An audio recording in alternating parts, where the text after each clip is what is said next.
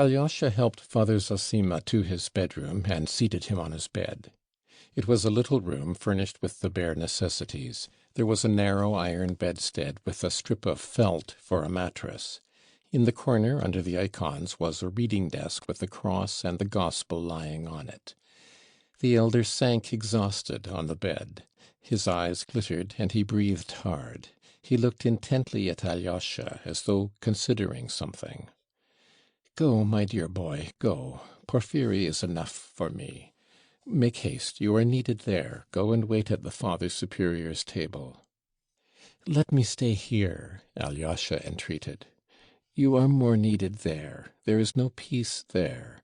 You will wait and be of service. If evil spirits rise up, repeat a prayer, and remember, my son," the elder liked to call him that, "this is not the place for you in the future.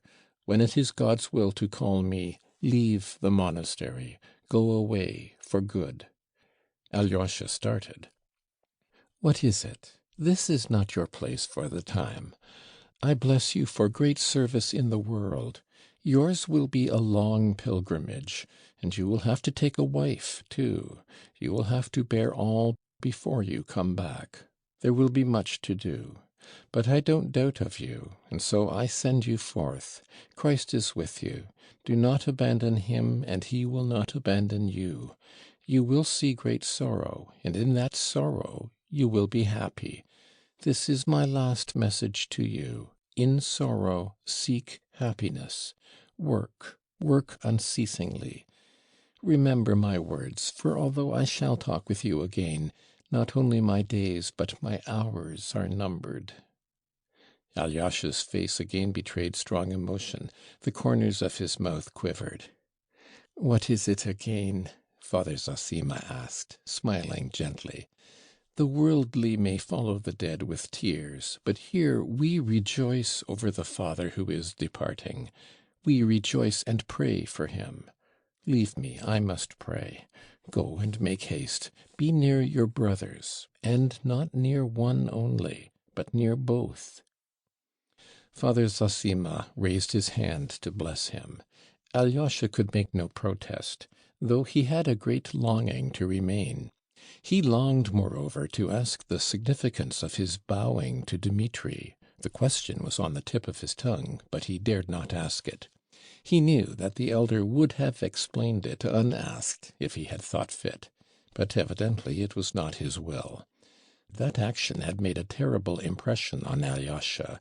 He believed blindly in its mysterious significance. Mysterious and perhaps awful. As he hastened out of the hermitage precincts to reach the monastery in time to serve at the Father Superior's dinner, he felt a sudden pang at his heart, and stopped short. He seemed to hear again Father Zossima's words, foretelling his approaching end. What he had foretold so exactly must infallibly come to pass. Alyosha believed that implicitly. But how could he be left without him? How could he live without seeing and hearing him? Where should he go? He had told him not to weep and to leave the monastery. Good God! It was long since Alyosha had known such anguish. He hurried through the copse that divided the monastery from the hermitage, and, unable to bear the burden of his thoughts, he gazed at the ancient pines beside the path. He had not far to go, about 500 paces. He expected to meet no one at that hour, but at the first turn of the path he noticed Rakitin. He was waiting for someone. "Are you waiting for me?" asked Alyosha, overtaking him. "Yes," grinned Rakitin. "You are hurrying to the Father Superior, I know. He has a banquet. There's not been such a banquet since the Superior entertained the Bishop and General Pahatov. Do you remember? I shan't be there, but you go and hand the sauces. Tell me one thing, Alexei. What does that vision mean? That's what I want to ask you." "What vision?" "That bowing to your brother Dmitri. And didn't he tap the ground with his forehead, too?" "You speak of Father Zossima?" "Yes, of Father Zossima." "Tapped the ground?" Ah, an irreverent expression. Well, what of it? Anyway, what does that vision mean? I don't know what it means, Misha. I knew he wouldn't explain it to you. There's nothing wonderful about it, of course, only the usual holy mummery. But there was an object in the performance. All the pious people in the town will talk about it, and spread the story through the province, wondering what it meant. To my thinking, the old man really has a keen nose. He sniffed a crime. Your house stinks of it. What crime? Rakitin evidently had something he was eager to speak of. It will be in your family, this crime, between your brothers and your rich old father. So Father Zossima flopped down to be ready for what may turn up. If something happens later on, it'll be, the holy man foresaw it, prophesied it, though it's a poor sort of prophecy, flopping like that. But it was symbolic, they'll say, an allegory, and the devil knows what all. It'll be remembered to his glory. He predicted the crime and marked the criminal. That's always the way with these crazy fanatics. They cross themselves at the tavern and throw stones at the temple. Like your elder, he takes a stick to a just man and falls at the feet of a murderer. What crime? What murderer? What do you mean? Alyosha stopped dead. Rakitin stopped too. What murderer? As though you didn't know. I bet you've thought of it before. That's interesting too, by the way. Listen, Alyosha, you always speak the truth, though you're always between two stools. Have you thought of it or not? Answer. I have, answered Alyosha in a low voice. Even Rakitin was taken aback. What, have you, really? He cried. I've not exactly thought it, muttered Alyosha, but directly you began speaking so strangely, I fancied I had thought of it myself. You see, and how well you expressed it. Looking at your father and your brother Mitya today, you thought of a crime. Then I'm not mistaken. But wait a minute, Alyosha broke in uneasily. What has led you to see all this? Why does it interest you? That's the first question. Two questions, disconnected, but natural. I'll deal with them separately. What led me to see it? I shouldn't have seen it if I hadn't suddenly understood your brother Dmitri, seen right into the very heart of him all at once. I caught the whole man from one trait. These very honest but passionate people have a line which mustn't be crossed. If it were, he'd run at your father with a knife. But your father's a drunken and abandoned old sinner who can never draw the line. If they both let themselves go, they'll both come to grief. No, Misha, no. If that's all, you've reassured me. It won't come to that. But why are you trembling? Let me tell you. He may be honest, our Mitya. He is stupid, but honest. But he's a sensualist. That's the very definition and inner essence of him. It's your father has handed him on his low sensuality. Do you know, I simply wonder at you, Alyosha, how you can have kept your purity. You're a Karamazov too, you know. In your family, sensuality is carried to a disease. But now these three sensualists are watching one another with their knives in their belts. The three of them are knocking their heads together, and you may be the fourth. You are mistaken about that woman. Dmitri despises her, said Alyosha with a sort of shudder. Grushenka? No, brother, he doesn't despise her. Since he has openly abandoned his betrothed for her, he doesn't despise her. There's something here, my dear boy, that you don't understand yet. A man will fall in love with some beauty, with a woman's body, or even with a part of a woman's body. A sensualist can understand that. And he'll abandon his own children for her, sell his father and mother and his country, Russia, too. If he's honest, he'll steal. If he's humane, he'll murder. If he's faithful, he'll deceive. Pushkin, the poet of women's feet, sung of their feet in his verse.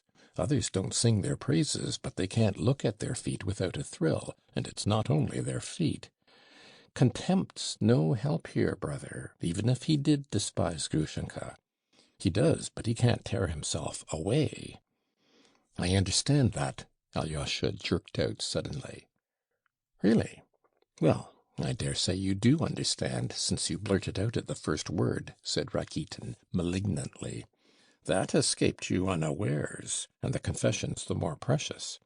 So, it's a familiar subject. You've thought about it already. About sensuality, I mean. Oh, you virgin soul. You're a quiet one, Alyosha. You're a saint, I know. But the devil only knows what you've thought about, and what you know already. You are pure, but you've been down into the depths. I've been watching you a long time. You're a Karamazov yourself. You're a thorough Karamazov. No doubt birth and selection have something to answer for. You're a sensualist from your father, a crazy saint from your mother. Why do you tremble? Is it true, then? Do you know, Grushenka has been begging me to bring you along. I'll pull off his cassock, she says. You can't think how she keeps begging me to bring you. I wondered why she took such an interest in you. Do you know, she's an extraordinary woman, too. Thank her and say I'm not coming, said Alyosha with a strained smile. Finish what you were saying, Misha. I'll tell you my idea after. There's nothing to finish. It's all clear. It's the same old tune, brother. If even you are a sensualist at heart, what of your brother Ivan? He's a Karamazov, too. What is at the root of all you Karamazovs is that you're all sensual, grasping, and crazy. Your brother Ivan writes theological articles in joke for some idiotic unknown motive of his own, though he's an atheist, and he admits it's a fraud himself. That's your brother Ivan. He's trying to get Mitya's betrothed for himself, and I fancy he'll succeed, too. And what's more, it's with Mitya's consent. For Mitya will surrender his betrothed to him to be rid of her and escape to Grushenka. And he's ready to do that in spite of all his nobility and disinterestedness. Observe that. Those are the most fatal people. Who the devil can make you out?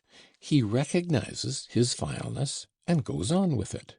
Let me tell you, too, the old man, your father, is standing in Mitya's way now. He has suddenly gone crazy over Grushenka. His mouth waters at the sight of her. It's simply on her account he made that scene in the cell just now, simply because Musov called her an abandoned creature. He's worse than a tomcat in love. At first she was only employed by him in connection with his taverns and in some other shady business, but now he has suddenly realized all she is and has gone wild about her. He keeps pestering her with his offers, not honorable ones, of course. And they'll come into collision, the precious father and son, on that path. But Grushenka favors neither of them. She's still playing with them and teasing them both, considering which she can get the most out of. For though she could filch a lot of money from the papa, he wouldn't marry her. And maybe he'll turn stingy in the end and keep his purse shut. That's where Mitya's value comes in. He has no money, but he's ready to marry her.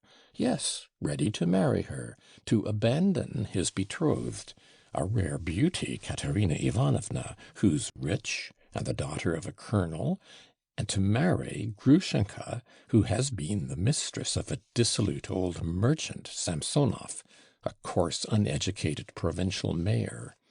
Some murderous conflict may well come to pass from all this, and that's what your brother Ivan is waiting for. It would suit him down to the ground. He'll carry off Katerina Ivanovna, for whom he is languishing, and pocket her dowry of 60,000. That's very alluring to start with, for a man of no consequence and a beggar.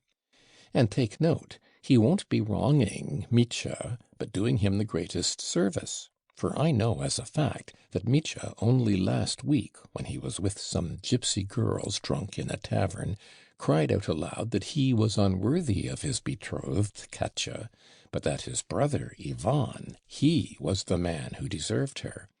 And Katerina Ivanovna will not in the end refuse such a fascinating man as Ivan. She's hesitating between the two of them already. And how has that Ivan won you all, so that you all worship him? He is laughing at you and enjoying himself at your expense." "How do you know? How can you speak so confidently?" Alyosha asked sharply, frowning. "Why do you ask, and are frightened at my answer? It shows that you know I'm speaking the truth. You don't like Ivan. Ivan wouldn't be tempted by money." "Really? And the beauty of Katerina Ivanovna is not only the money, though a fortune of 60,000 is an attraction. Ivan is above that. He wouldn't make up to anyone for thousands. It is not money, it's not comfort Ivan is seeking. Perhaps it's suffering he is seeking." "What wild dream now! Oh, you aristocrats!" "Ah, Misha, he has a stormy spirit. His mind is in bondage. He is haunted by a great unsolved doubt. He is one of those who don't want millions, but an answer to their questions." "That's plagiarism, Alyosha. You're quoting your elders' phrases." "Ah, Ivan has set you a problem," cried Rakitin with undisguised malice. His face changed and his lips twitched. "And the problem's a stupid one. It's no good guessing it. Rack your brains, you'll understand it. His article is absurd and ridiculous. And did you hear his stupid theory just now? If there's no immortality of the soul, then there's no virtue, and everything is lawful. And, by the way, do you remember how your brother Mitya cried out, 'I will remember'? An attractive theory for scoundrels. I'm being abusive, that's stupid. Not for scoundrels, but for pedantic poseurs, haunted by profound unsolved doubts. He's showing off. And what it all comes to is, on the one hand we cannot but admit, and on the other it must be confessed. His whole theory is a fraud. Humanity will find in itself the power to live for virtue, even without believing in immortality. It will find it in love for freedom, for equality, for fraternity." Rakitin could hardly restrain himself in his heat, but suddenly, as though remembering something, he stopped short. "Well, that's enough," he said with a still more crooked smile. "Why are you laughing? Do you think I'm a vulgar fool?" "No, I never dreamed of thinking you a vulgar fool. You are clever, but never mind. I was silly to smile. I understand you're getting hot about it, Misha. I guess from your warmth that you are not indifferent to Katerina Ivanovna yourself. I've suspected that for a long time, brother. That's why you don't like my brother Ivan. Are you jealous of him?" "And jealous of her money, too, won't you add that?" "I'll say nothing about money. I'm not going to insult you." "I believe it, since you say so, but confound you, and your brother Ivan with you. Don't you understand that one might very well dislike him apart from Katerina Ivanovna? And why the devil should I like him? He condescends to abuse me, you know. Why haven't I a right to abuse him?" "I've never heard of his saying anything about you, good or bad. He doesn't speak of you at all." "But I heard that the day before yesterday at Katerina Ivanovna's he was abusing me for all he was worth. You see what an interest he takes in your humble servant. And which is the jealous one after that, brother, I can't say.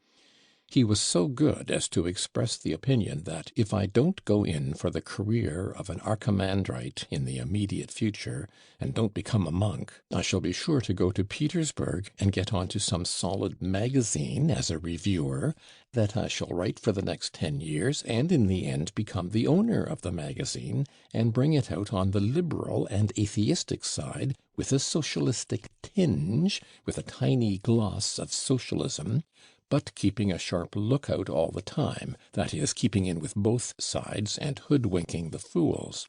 According to your brother's account, the tinge of socialism won't hinder me from laying by the proceeds and investing them under the guidance of some Jew, till at the end of my career I build a great house in Petersburg and move my publishing offices to it, and let out the upper stories to lodgers. He has even chosen the place for it, near the new stone bridge across the Neva, which they say is to be built in Petersburg. Ah, Misha, that's just what will really happen, every word of it, cried Alyosha, unable to restrain a good-humoured smile. You are pleased to be sarcastic too, Alexey Fyodorovitch. No, I'm joking, forgive me. I've something quite different in my mind. But, excuse me, who can have told you all this? You can't have been at Katerina Ivanovna's yourself when he was talking about you. I wasn't there, but Dmitri Fyodorovitch was, and I heard him tell it with my own ears. If you want to know, he didn't tell me, but I overheard him, unintentionally, of course, for I was sitting in Grushenka's bedroom, and I couldn't go away because Dmitri Fyodorovitch was in the next room. Oh, yes, I'd forgotten she was a relation of yours. A relation? That Grushenka a relation of mine? Cried Rakitin, turning crimson. Are you mad? You're out of your mind. Why, isn't she a relation of yours? I heard so. Where can you have heard it?